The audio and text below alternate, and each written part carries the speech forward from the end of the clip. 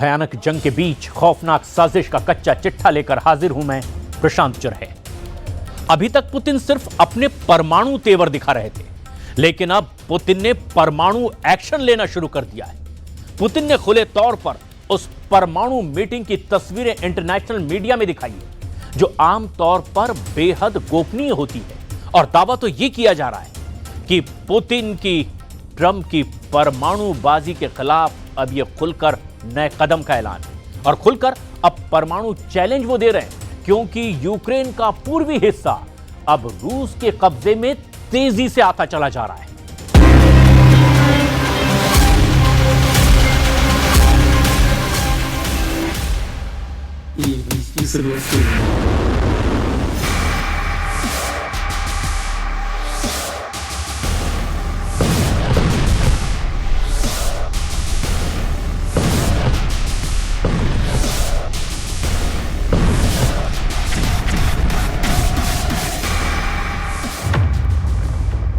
Putin का खुला परमाणु चैलेंज, पलट दी ट्रंप की परमाणुबाजी। 1352 दिन से ज्यादा की रूस यूक्रेन जंग अब सीधे सीधे परमाणु युद्ध में तब्दील होती जा रही है। हैरानी की बात तो यह है कि जब से ट्रंप ने ऐलान किया है कि अमेरिका 33 साल बाद बहुत बड़ा परमाणु अभ्यास करने जा रहा है, उसके बाद से पुतिन के परमाणु तेवरों ने अमेरिका, नेटो और यूरोप के होश उड़ा दिए हैं। इस वक्त पुतिन और उनकी रूसी सेना ने दो मोर्चों पर बाजियां पलटने की कोशिश शुरू कर दी है। पहली है पूर्वी यूक्रेन के डोनेट्स्क के पोक्रोवस्क में, जहां रूसी सेना ने यूक्रेनी सेना को चारों तरफ से घेर लिया है। या यूं कहें कि अब किसी भी वक्त पोक्रोवस्क में यूक्रेनी सैनिक रूसी सेना के सामने सरेंडर कर सकते हैं। इधर दूसरी तरफ राष्ट्रपति पुतिन ने अपनी सेना के चीफ, रक्षा मंत्री और परमाणु फोर्स के कमांडरों और वरिष्ठ अधिकारियों के साथ मीटिंग में खुलेआम ऐलान कर दिया है कि अगर अमेरिका परमाणु अभ्यास करता है तो रूस उससे भी बड़े स्तर पर एटमी अभ्यास करेगा। और इसको लेकर पुतिन ने अपनी परमाणु फोर्स को परमाणु तैयारी बेहद तेज करने के साफ निर्देश दे दिए हैं। पुतिन के इन परमाणु तेवरों की वजह से ट्रंप की बोलती बंद हो गई है, जबकि नेटो के चीफ मार्क रूटे ने रूस और राष्ट्रपति पुतिन को नेटो और यूरोप के लिए कभी भी खत्म न होने वाला खतरा बना दिया है। हम आपको अब ये दिखाने जा रहे हैं कि कैसे पुतिन ने जमीन पर यूक्रेन, अमेरिका और नेटो को चारों खाने चित कर दिया है, जबकि दूसरी तरफ अपने परमाणु हथियारों से अमेरिका और यूरोप को खुला परमाणु युद्ध का चैलेंज भी दे दिया है। पुतिन ने पलटी परमाणुबाजी।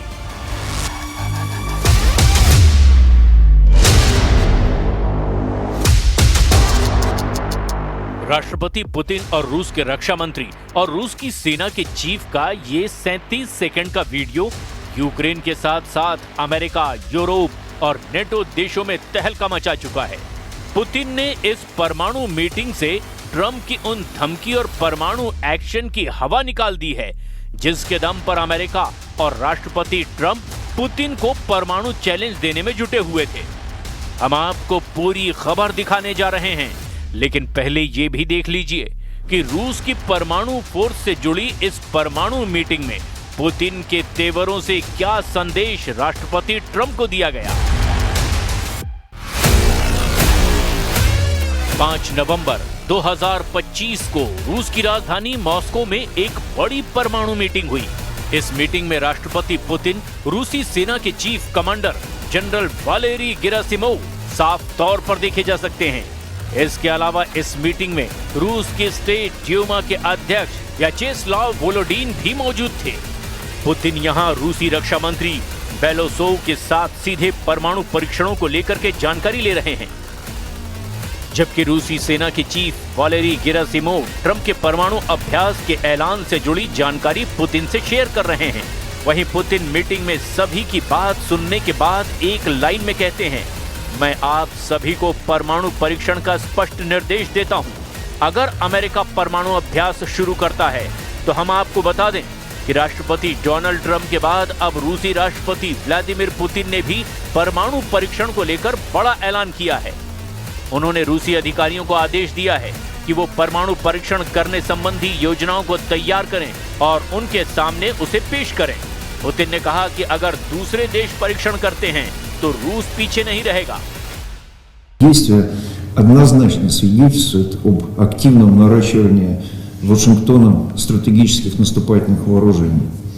Во-первых, Белый дом последовательно вышел из действовавших многие годы договоров. Поручаю Министерству иностранных дел, Министерству обороны Российской Федерации, специальным службам и гражданским ведомствам, соответствующим гражданским ведомствам, сделать все для того, чтобы собрать дополнительную информацию по этому вопросу, провести ее анализ на площадке Совета Безопасности. रूस ने उतारी परमाणु फोर्स, जंग को मजबूर हुए ट्रंप।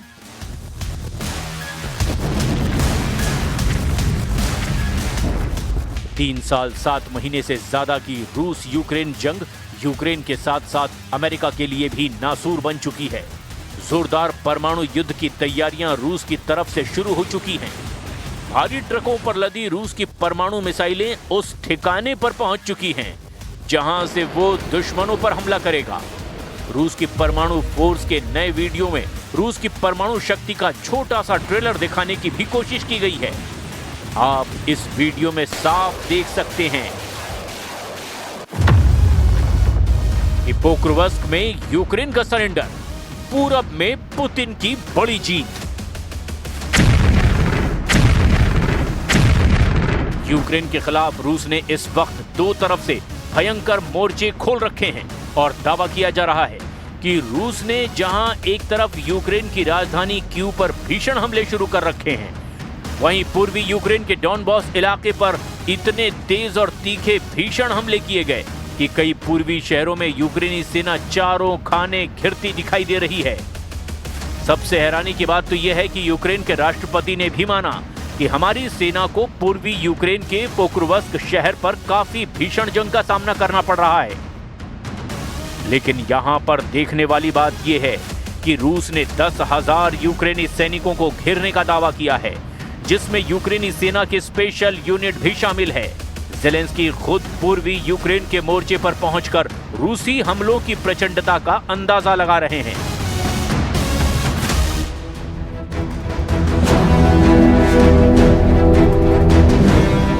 रूसी और यूक्रेनी सेनाएं यूक्रेन के पूर्वी इलाके पोक्रोवस्क और म्यार्नोहराद में भीषण जंग कर रही हैं। दावा किया जा रहा है कि रूसी सेना डोनेट्स्क के पोक्रोवस्क और म्यार्नोहराद में बड़े इलाके पर कब्जा कर चुकी है।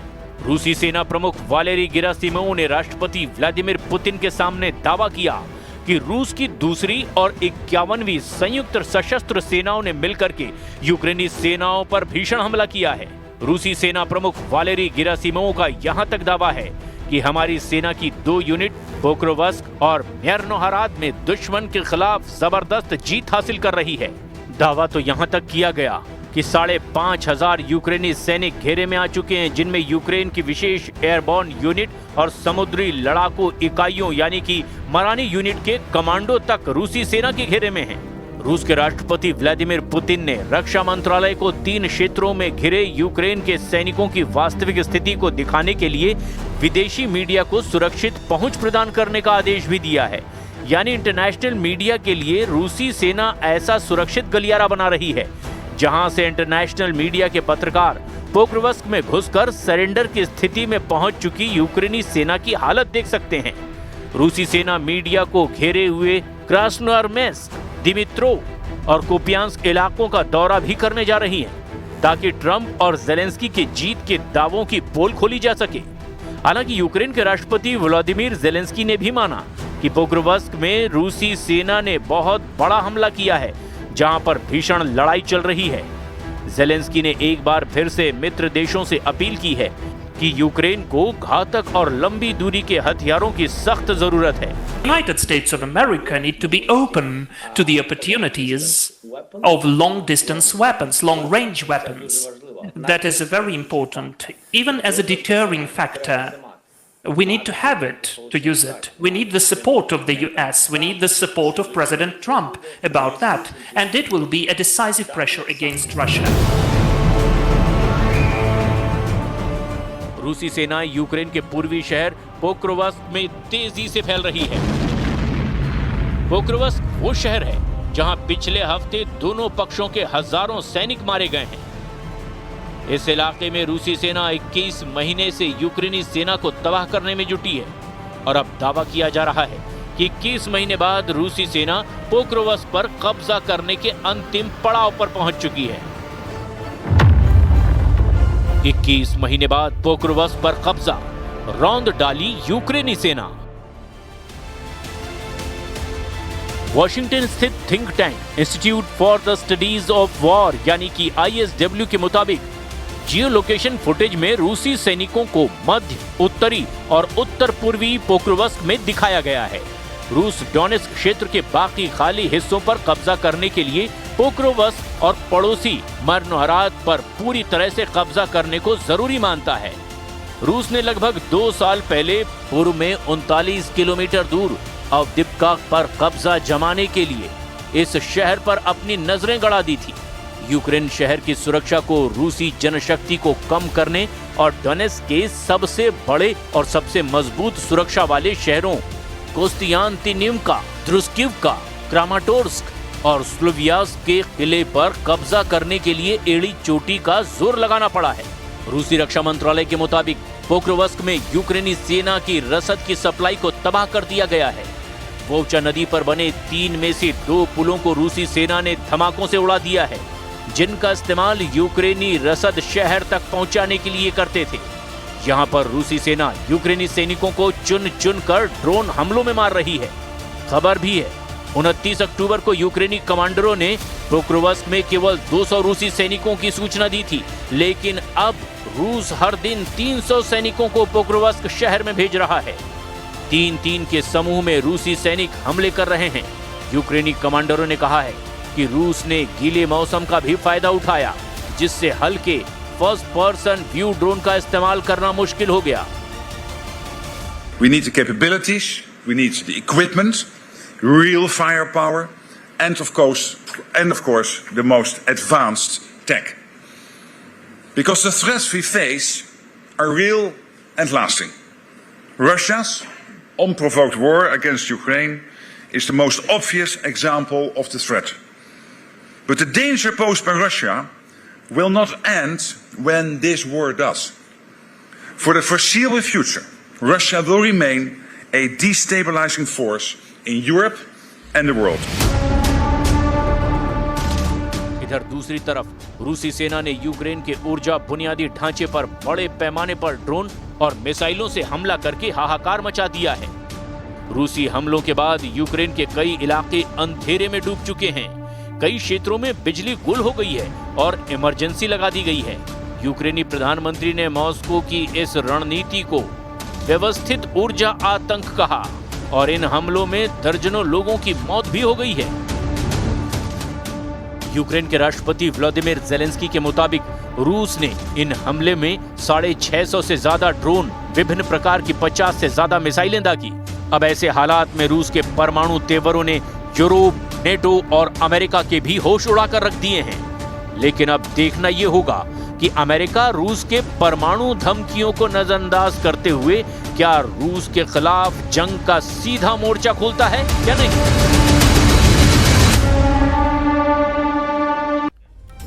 इधर यमन में बहुत खौफनाक युद्ध छिड़ गया है, जहां 3 देशों ने सीरियल हमला करके ईरान समर्थित हूथी लड़ाकों को भारी नुकसान पहुंचाया है। सबसे ताज्जुब की बात तो यह है कि इजराइल, अमेरिका के साथ सऊदी अरब ने भी अब यमन में ड्रोन से बहुत ही भयानक हमले शुरू कर दिए हैं। तो वहीं दूसरी तरफ इजराइल से बदला लेने के लिए हूथी चीफ अब्दुल मलिक ने अब नए सिरे से युद्ध का ऐलान कर दिया है। तो वहीं तुर्की ने अब ग्रेटर अरब प्लान एक्टिव कर दिया है। तो तुर्की के राष्ट्रपति ने 57 इस्लामिक देशों की टीम बना करके अब नेतन्याहू से बदला लेने की सीधे धमकी दे डाली।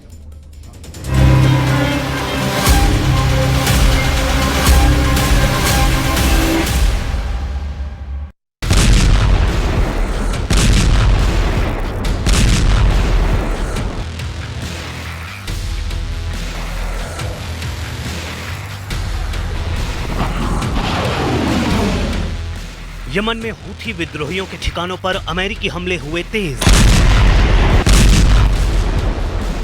एक एक कर हूथी विद्रोहियों के ठिकानों को अमेरिका अपनी बारूदी बारिश से तबाह करता नजर आ रहा है।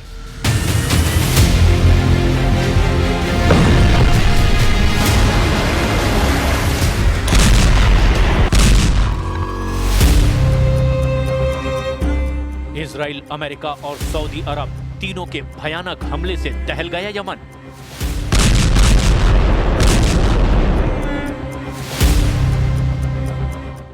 गाजा से विस्फोटक युद्ध, फिलिस्तीन मिसाइल से हूथी लड़ाकों का पलटवार।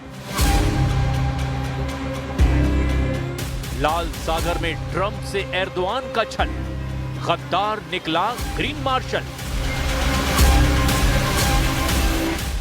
तुर्की के इस्लामिक B-57 में ईरान, खाड़ी में शुरू हो गया एटमी घमासान।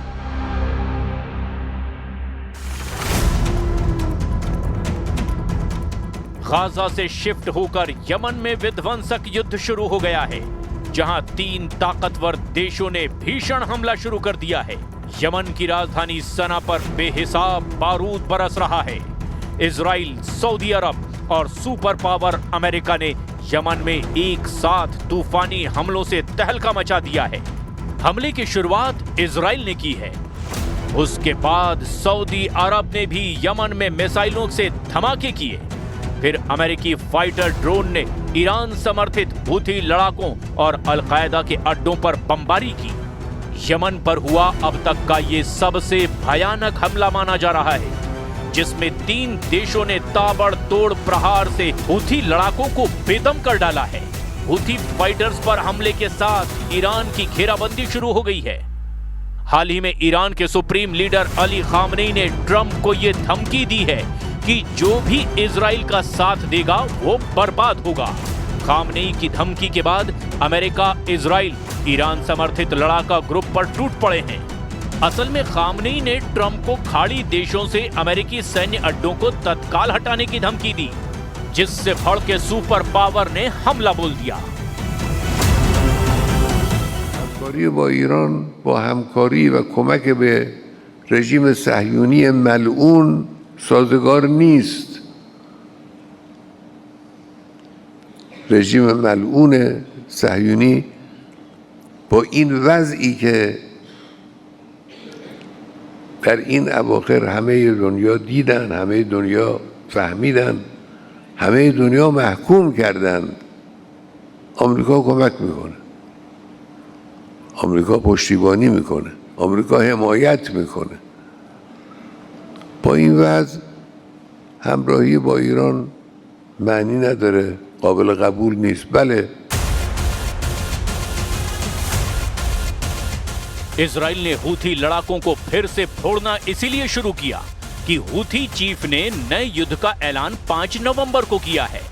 अब्दुल मलिक हूथी ने नेतन्याहू के खिलाफ फिर से युद्ध की घोषणा जैसे ही की, इजराइल ने मिसाइलों की बौछार शुरू कर दी। इजराइल ने हूथी पर जवाबी हमला ड्रोन और मिसाइलों से किया है। इजराइल ने यमन की राजधानी सना में हूथी सैन्य मुख्यालय और हथियार गोदाम को जला डाला है। इजराइल के हमले के बाद पूरे यमन में हाई अलर्ट है।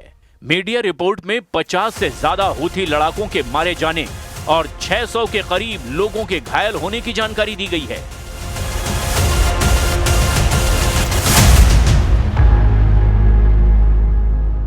वहीं सऊदी अरब ने यमन के सादा सूबे में मिसाइलों की बौछार की है। प्रिंस मोहम्मद बिन सलमान के निशाने पर भी हूथी के सैन्य ठिकाने हैं।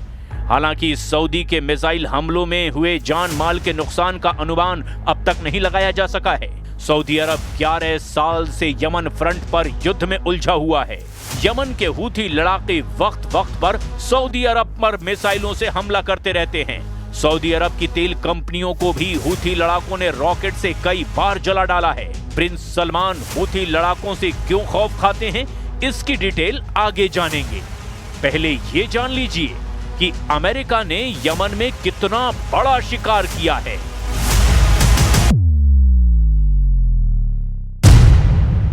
यमन मॉनिटर के मुताबिक अमेरिका ने हूथी फाइटर्स के साथ यमन में अल कायदा को लड़ाकू ड्रोन से दहला दिया है। अमेरिका के ड्रोन हमले में अल कायदा के टॉप कमांडर अबू मोहम्मद अल ज़नानी के मारे जाने का भी दावा किया गया है। हूथी और अल कायदा ने गठबंधन कर रखा है, जिससे अब दोनों ग्रुप अमेरिका के निशाने पर आ गए हैं। अमेरिका की कोशिश सऊदी अरब और ओमान जैसे हूथी के दुश्मन देशों का गठबंधन बनाकर ईरान को घेरने की है। ईरान से मोर्चा लेने के लिए यमन के जुकार आइलैंड पर सीक्रेट रनवे भी बनाया जा रहा है।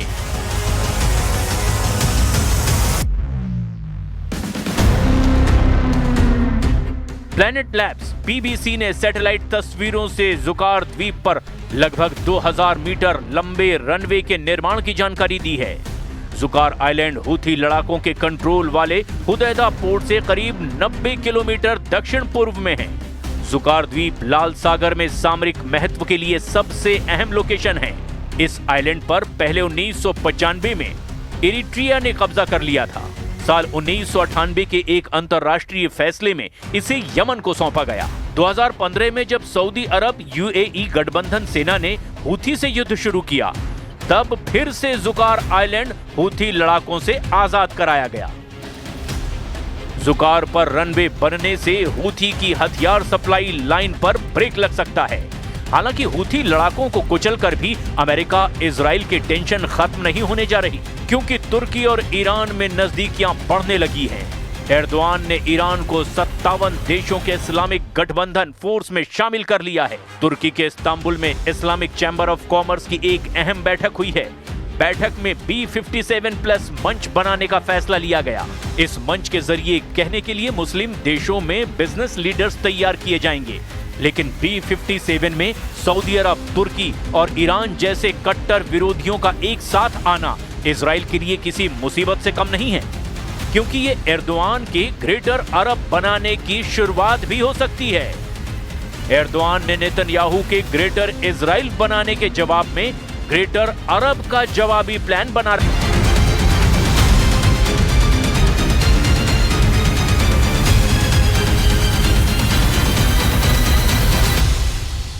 नेतन्याहू के ग्रेटर इजराइल प्रोजेक्ट के कट्टर विरोधी तुर्की के राष्ट्रपति हैं।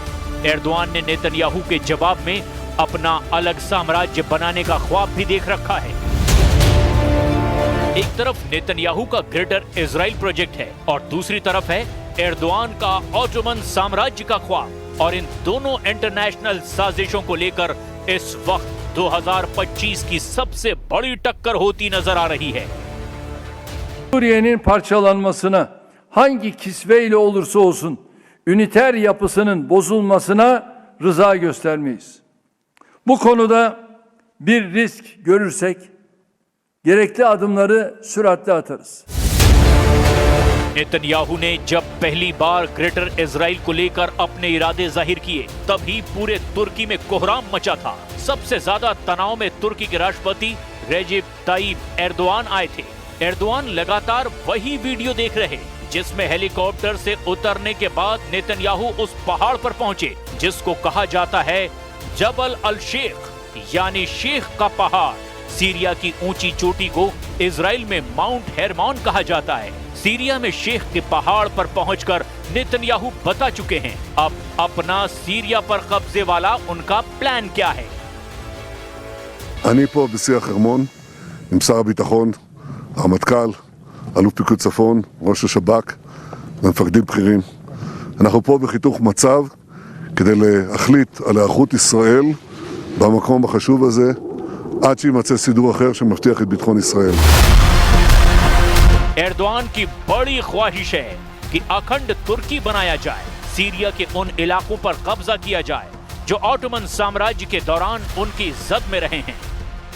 इसमें सीरिया के इदलिब, अलेप्पो, दमिश्क और रक्का जैसे शहर भी शामिल हैं, जिन पर एर्दोआन की नजरें गड़ी हुई है।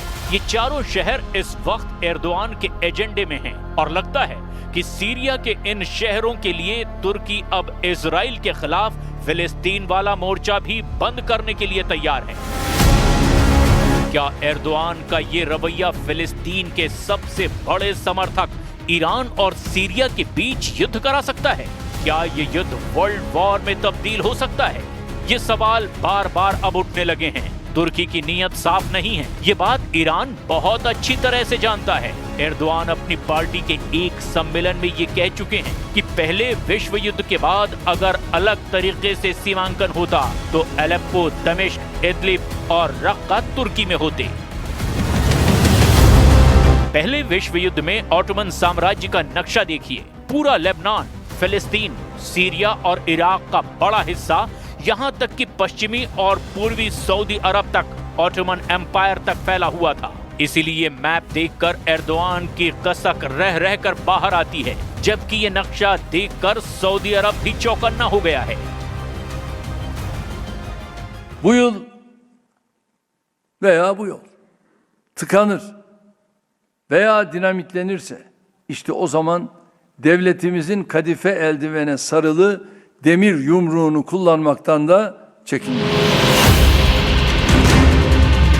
बशर अल असद की सरकार गिराए जाने के बाद सीरिया में तुर्की को दबदबा बढ़ाने का बड़ा मौका मिल गया था, लेकिन सीरिया में तुर्की का दायरा बढ़ने का सबसे बड़ा फायदा इजराइल को हुआ, क्योंकि सीरिया में सबसे ऊंचे शेख के पहाड़ पर भी नेतन्याहू के कदम पड़ गए। नेतन्याहू का ये वीडियो देखकर ईरान भी बहुत ज्यादा तनाव में आया, क्योंकि लेबनान तक उसकी पहुंच अब पूरी तरह कट चुकी है। طبیعی است که کشورهای منطقه در این روند باید کمککار باشند بدون هر گونه مداخله مخرب یا هر گونه فشار و تهدید نسبت به جریانهای فعال در سیاست سوریه.